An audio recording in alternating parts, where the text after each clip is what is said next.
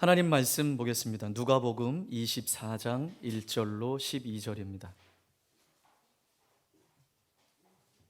누가복음 24장 1절로 12절.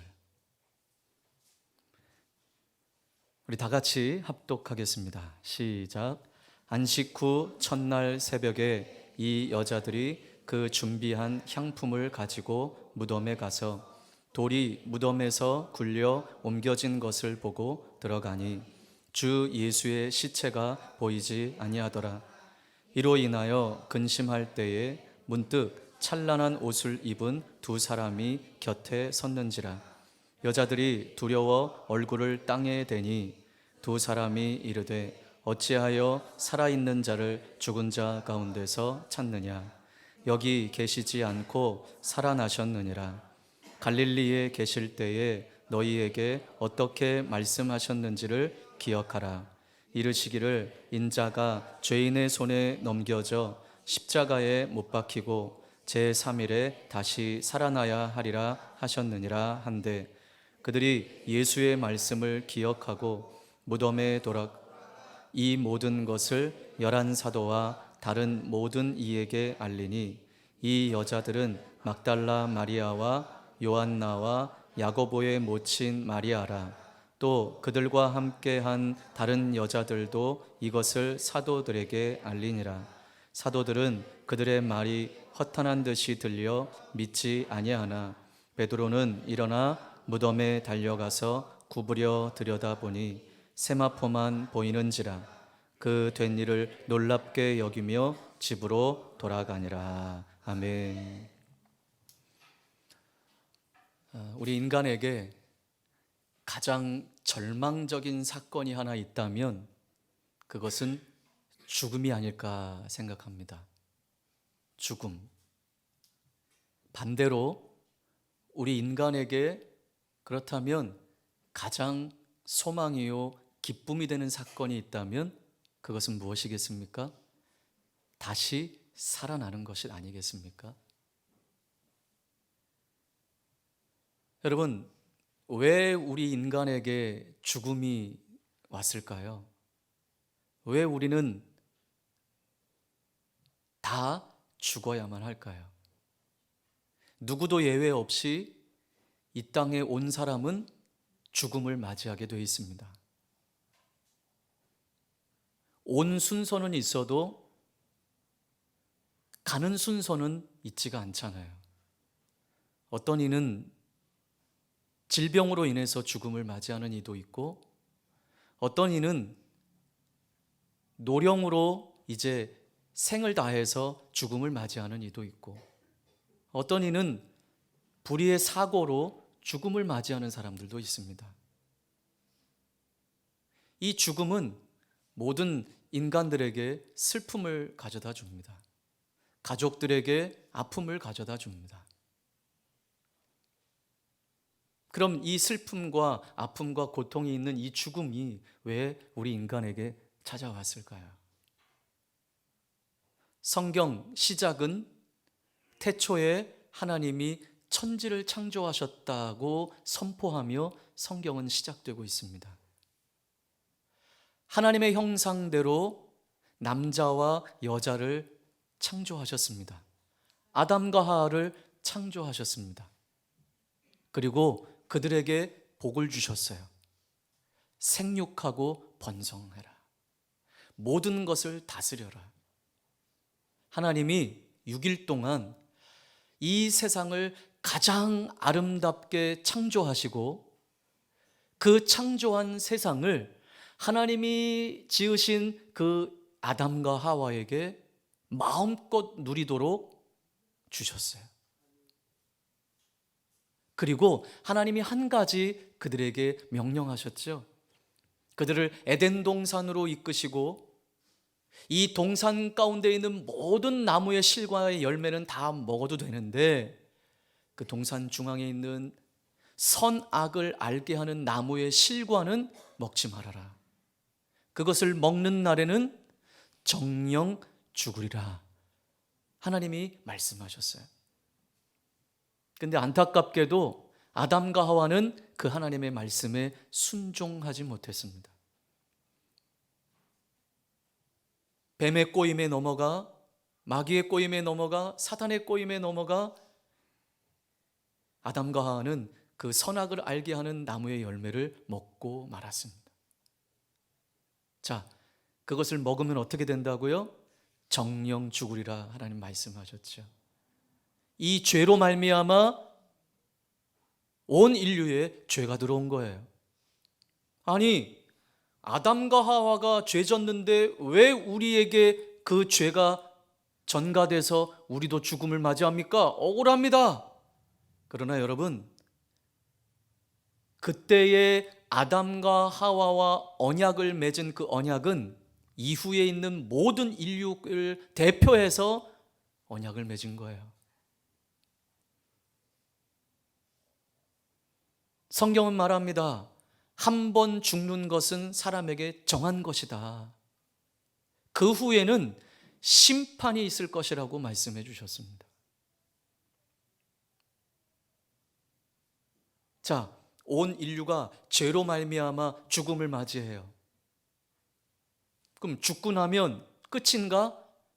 성경은 그렇게 이야기하지 않아요. 죽고 나면 반드시 심판이 있다고 말합니다. 자, 여기까지의 우리의 인생이 끝난다면 여러분, 모든 인류는 다 불행해요. 어둡고 소망이 없어요. 그런데 여러분, 하나님이 소망의 길을 열어주셨어요. 우리 인생에 해결책을 주셨어요. 그 해결책이, 그 소망이 바로 예수 그리스도이십니다. 예수 그리스도의 십자가입니다. 우리 사람은 반드시 죽음을 맞이하고 육체의 죽음으로 끝나는 것이 아니라 두 번째 죽음이 있어요. 예수 그리스도를 믿지 않고 죽으면 영원한 죽음, 영원한 지옥의 죽음을 맞이하게 될 수밖에 없는 거죠. 그러나 여러분, 희망과 소망의 길을 열어주셨어요. 누구든지 예수 그리스도를 믿기만 하면 영접하는 자, 곧 그 이름을 믿는 자에게는 하나님의 자녀가 되는 권세를 주셨다. 예수 그리스도를 믿는 자들에게는 이제는 육체의 죽음은 어쩔 수 없는 죽음을 맞이할 수 있지만 영원한 죽음, 영원한 지옥의 심판은 벗어나게 되는 것입니다. 이 은혜의 길을 그 하나님의 사랑으로 우리에게 열어주신 거예요. 그래서 예수님이 그 모진 고난과 그 고통 가운데 십자가에 달려 죽으셨습니다. 그러나 죽음으로 끝이 아니라 우리 주님은 3일 만에 다시 살아나셨습니다. 여러분, 이 세상의 어떤 종교도 부활을 이야기하지 않습니다. 다시 살아났다라는 신은 없습니다. 오직 우리 기독교만이 부활의 생명을 전하고 있습니다. 예수님이 자신의 죽음으로 죽음을 이기시고 죄와 사망과 사탄의 노예였던 우리를 구원하시고 새 생명을 주셨습니다. 부활은 전설이 아닙니다. 부활은 설화도 아닙니다. 부활은 근거 없는 이야기가 아닙니다. 예수님의 부활은 확실한 증거가 있는 역사적인 사실입니다. 자, 오늘 본문 말씀에 그 부활하신 예수님을 만난 여인들의 이야기가 나와요. 안식 후 첫날 새벽에 향품을 가지고 무덤으로 향하던 여인들. 이 여인들은 예수님의 부활은 기대하지 않았습니다. 단지 살아계신 예수님이 아니라 그분의 시신에 향품을 바르기 위해 갔던 거예요. 자, 그런데 그 예수님의 무덤에 가서 보니 돌이 굴려져 있는 거예요. 여러분, 당시 예수님 당시의 유대 땅의 그 무덤은 우리나라와 같은 이런 봉이 있는 무덤이 아니에요. 굴이에요, 굴. 굴 속에 층층이 시신을 올려놓고 그 무덤 앞을 입구를 돌로 막아놓은. 그런데 이 여인들이 가서 보니 돌이 옮겨져 있는 거예요. 열려져 있다는 거죠. 그리고 가서 보니 무덤 안에 있어야 할 예수님의 시신이 보이지 않는 거예요. 빈 무덤을 발견했어요. 그러나 여러분, 이 빈 무덤이야말로 감사해야 할 조건이죠. 예수님이 다시 살아나신 증거입니다. 주님은 약속대로 부활하셨습니다. 자, 이 여인들은 이 돌이 굴려져 있고 예수님의 시신이 없는 이 상황 통해서 두려운 마음이 훅 들어오게 된 거예요. 근심과 두려움이 생겼어요. 이 여인들이 지금 근심하고 두려워하고 있다는 것을 볼 때 이들은 예수님의 부활에 대해서 전혀 생각하지 못했던 거예요. 자, 이때 여인들 곁에 찬란한 옷을 입은 두 사람이 선 것을 보았습니다. 찬란한 옷을 입었다라는 말은 하늘의 존재를 표현하는 상징적인 어법이에요. 천사들이 이 여인들에게 말합니다. 5절 시작.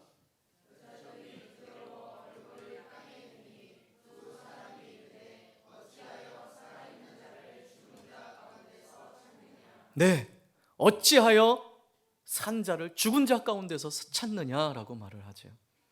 예수님의 부활을 확인시켜 줍니다. 그리고 나서 이 천사들은 예수님의 말씀을 상기시켜 주고 있어요. 자, 6절 7절 시작.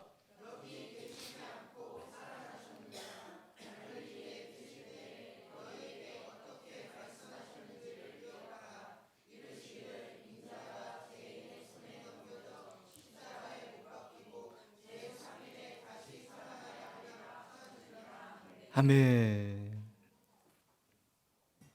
갈릴리에 계실 때 너희에게 어떻게 말씀하셨는지를 뭐 하라고요? 기억하라. 예수님이 무엇을 그들에게 말씀하셨습니까? 7절에 인자가 죄인의 손에 넘겨져 십자가에 못 박히고 제3일에 다시 살아나야 하리라. 이 이야기를 누가 하신 거예요? 예수님이 직접 당신의 입으로 제자들에게 말씀하신 말씀이에요. 자, 우리 마태복음 28장 6절을 한번 보겠습니다. 마태복음 28장 6절.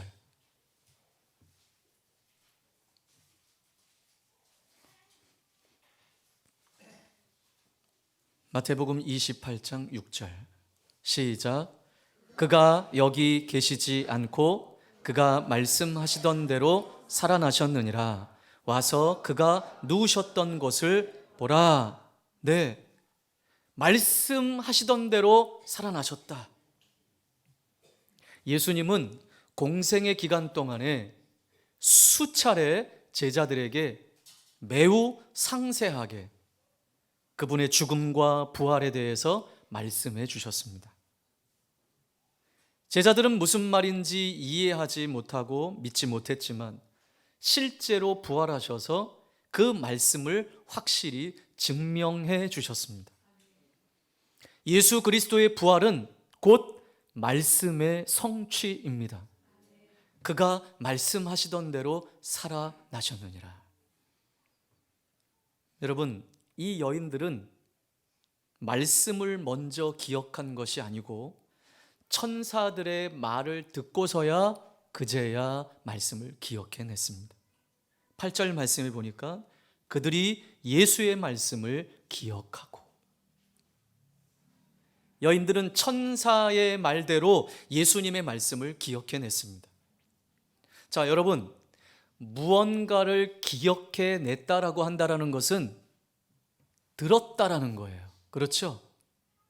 아무것도 안 들었는데 뭘 기억해내요? 따라서 여인들이 예수님의 말씀을 기억해냈다라고 하는 것은 예수님의 말씀을 들었다라는 거죠. 이들이 예수님의 말씀을 듣지 않았다면 천사들이 기억하라라고 말하지 않았을 거예요. 그들은 예수님의 말씀을 전했을 거예요. 얘들아, 지금 여인들아, 예수님은 다시 살아날 것이라고 말씀하셨어. 그러니 여기는 예수님 계시지 않아. 이렇게 말했을 거예요. 우리가 계속해서 하나님의 말씀을 가까이 해야 할 이유가 바로 여기에 있습니다. 말씀을 읽고 들을 때는 다 이해하지 못해도 괜찮아요. 계속 읽고 듣고 묵상해야만 합니다. 그래야 기억해낼 수 있습니다. 그래야 떠오르는 것이 있습니다. 그래야 말씀의 검인 이 성령의 검을 가지고 사단을 대적해 싸워 이길 수 있는 것입니다.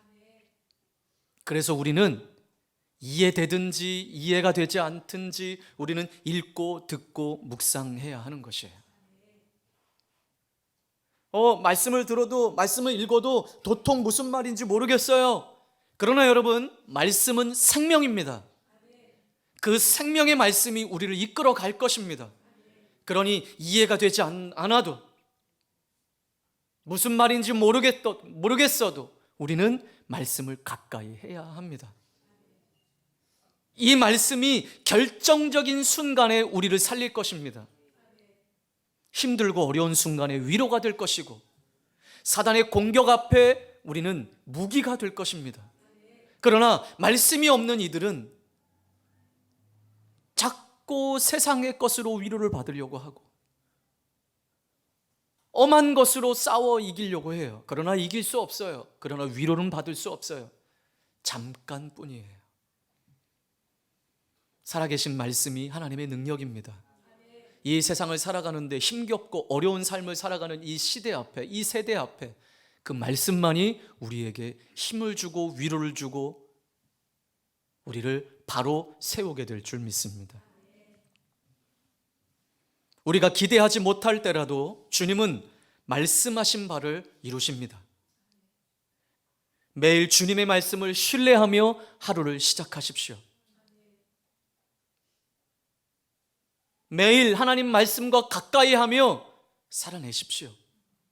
그 말씀이 우리를 이끌어 갈 것입니다.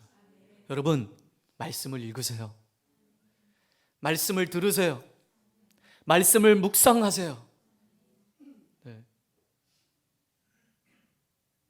늘 하는 이야기지만 요즘 이 SNS와 또 유튜브와 모든 이 온라인상에 올라와 있는 말씀들이 얼마나 많습니까? 말씀의 홍수 앞에 그러나 기근과 같아요. 진리의 말씀을 듣지를 못해요. 깨닫지를 못하고 살아내지 못하고 있어요. 여러분, 말씀을 듣고 읽고 묵상하고 살아내십시오. 그리고 우리 교회 말씀을 들으세요. 우리 교회.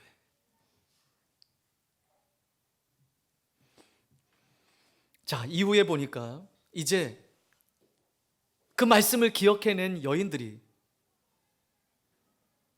천사들에게 들은 이 소식을 가지고 11 제자들에게 부활의 첫 소식을 알립니다.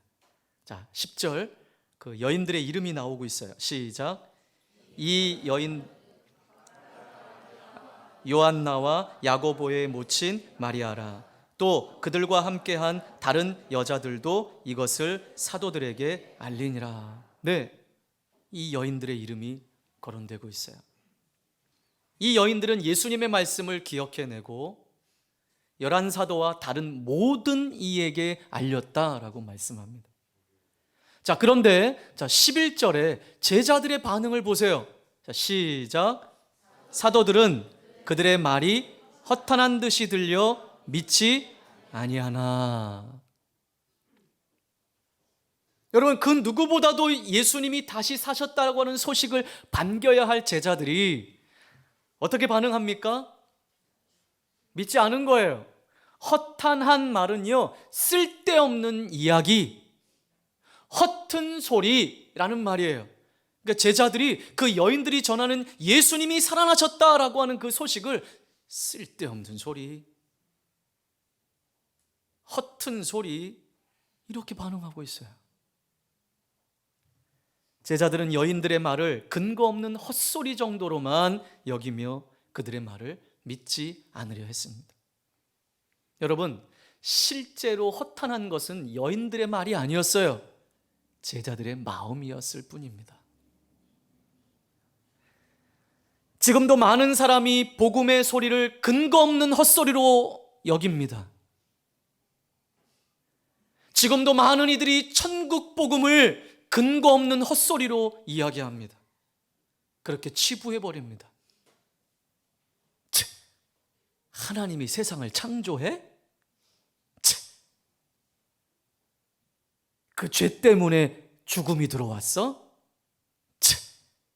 예수란 사람이 십자가를 지고 죽었다가 3일 만에 다시 살아났어? 허튼 소리. 근거 없는 헛소리로 취급하는 이 시대입니다. 예수 믿고 천국 가십시오, 예수님 믿으세요 라는 소리를 근거 없는 헛소리, 허튼 소리로 취급하고 있습니다. 그러나 여러분, 분명히 천국과 지옥은 있습니다.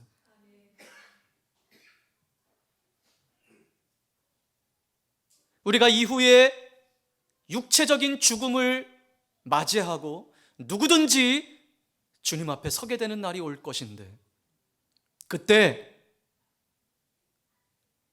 저는 복음을 못 들었는데요, 예수라는 분이 누군지 잘 모르겠는데요, 핑계 댈 수 없도록 우리는 예수를 전해야 합니다. 반드시 주님 앞에 서서 우리의 삶에 심판받는 날이 올 거예요. 죽음의 심판, 영원한 심판, 예수 믿지 않는 자들, 주님을 모르는 자들.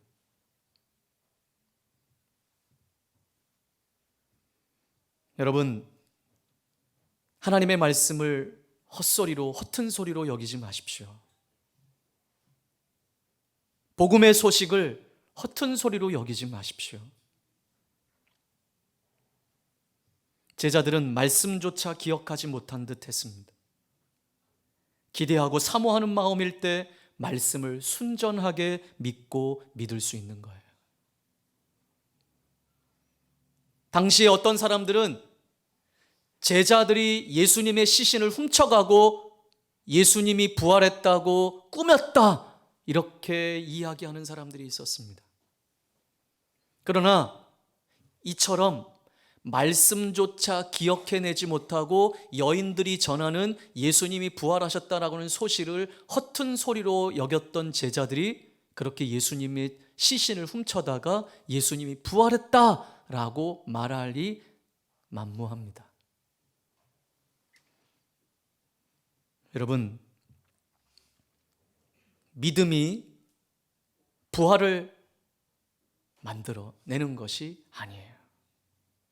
부활이 믿음을 만들어내는 것입니다. 자, 그러한 11사도 중에 유독 베드로가 다른 반응을 보입니다. 12절 시작. 베드로는 일어나 무덤에 달려가서 구부려 들여다보니 세마포만 보이는지라 그 된 일을 놀랍게 여기며 집으로 돌아가니라. 그래도 베드로는 그 말을 확인하고 싶었어요. 일어나 무덤으로 달려갑니다. 자기 눈으로 예수님을 쌌던 세마포만 남겨져 있는 현장을 보았어요. 야, 이거 뭔가 일이 있나 보다, 뭔가 심상치 않은 것을 알아내고 놀라워하며 집으로 돌아갔다고 오늘 성경은 말합니다. 베드로도 여인들의 증언을 그대로 믿지는 못했지만 적어도 사실 여부를 직접 확인해 보려고 하는 진지한 마음이 있었어요. 여러분, 예수님은 부활하셨습니다. 예수님의 부활은 역사적인 사건입니다. 부활 신앙이 부활을 만들어낸 것이 아니라 부활 사건이 부활 신앙을 만들어내는 거예요. 부활은 결정적인 증거들이 있는 역사적인 사실임을 직시하며 우리는 믿음으로 살아내야 될 줄 믿습니다. 부활은 우리를 죄와 사망에서 구원하시는 구원 사역의 완성입니다. 예수님과 동행하며 말씀을 들었던 제자들조차 예수님의 부활을 믿지 못했습니다. 예수님의 부활은 제자들도 쉽게 받아들이기 힘든 놀라운 사건이었습니다.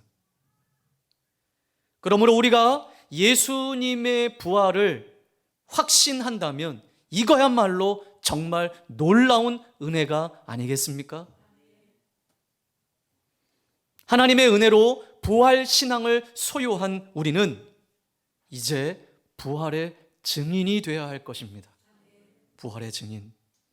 부활을 믿는 자는 부활을 전하는 자가 되어야 합니다.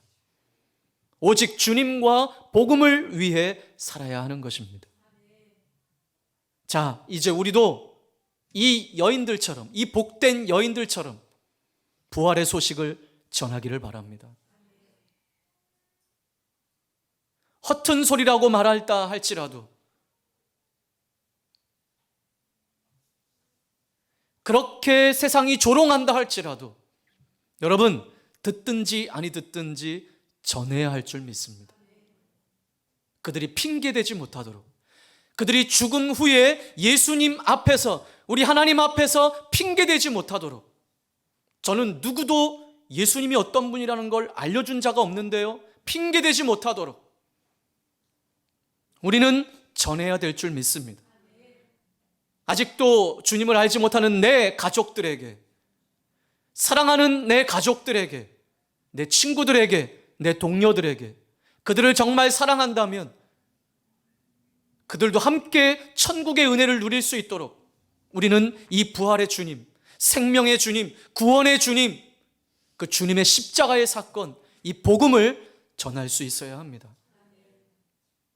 가짜 복음이 많은 세대입니다. 미혹의 영이 가득한 세대입니다. 이단들이 득세하는 세대입니다. 진짜 같지만 가짜를 전하는 이 이단의 세력들 앞에, 이 온 세대들 앞에 우리는 진짜 복음을 전해야 할 줄 믿습니다. 여러분, 오늘 우리가 달려갈 곳은 어디입니까? 이 여인들과 마찬가지로 오늘 내가 찾아갈 곳은 어디입니까?